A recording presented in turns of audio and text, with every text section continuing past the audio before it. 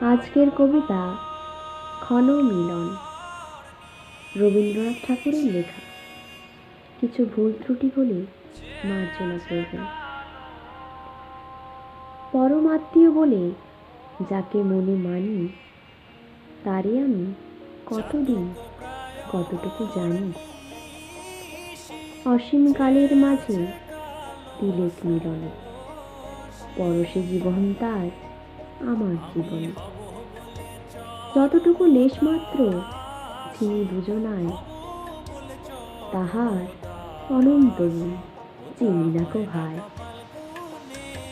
দুজনের একজন একদিন যবে বারেক ফিরাবে মুখ, এই নিখিল ভবে আর কভু ফিরিবে না মুখোমুখি পথে।